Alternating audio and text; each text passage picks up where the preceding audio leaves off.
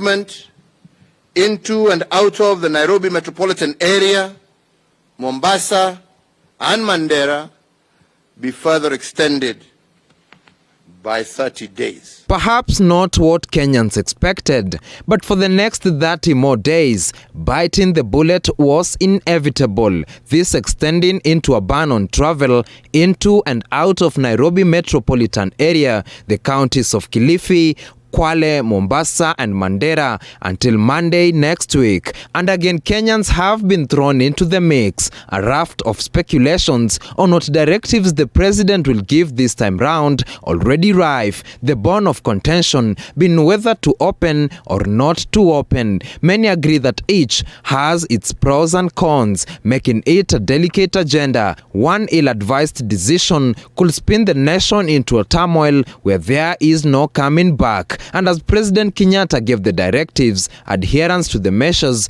was expected to put the virus at bay, and this in turn will result to a lifting of some of the bans. On the flip side, the number of infections have kept on soaring. For instance, on Saturday alone, a record 389 new infections were recorded. This seems to spell doom on the hopes of a potential reopening. The president yet again, through an online summit with the Council of Governors, announced another directive to counties that will guarantee a reopening. County governments and their readiness to respond to new imported cases of infection will also equally largely determine our national readiness to reopen the country as a whole. And this is because the nation is the sum total of our 47 counties.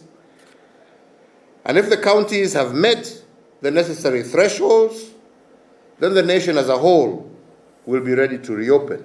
So far, only 15 counties have attained the 300-bed capacity threshold, and the readiness of counties in battling community spread of the novel coronavirus is wanting. Interior CS Fred Matiang'i saying counties may be a long way from attaining the threshold, hinting at another extension of the containment measures come Monday. We must all be prepared to live with it and resume normalcy under the prevailing circumstances as global efforts to find vaccines continue. But for the Mwananchi across various parts of the country, the bans have had a toll on their livelihoods. Companies have shut, rendering thousands jobless. Heads held high, they hope that amid the severity of the COVID-19 disease, the government could lift some of the measures in place. We are having very high expectation from the government of Kenya through our president. Na vile wamesema kwamba wameintroduce kitu inaitwa home based care, sisi tunasema kwamba wacha wafungue uchumi, kwa sababu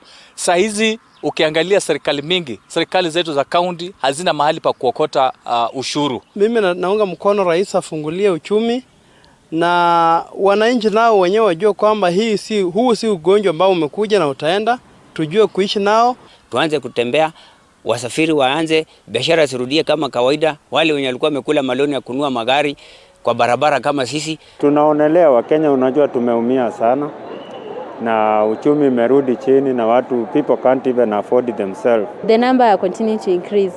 Hataendelea kufunga because most of us shughuli zetu zimekwama, kuna wenye walifungiwa mashambani.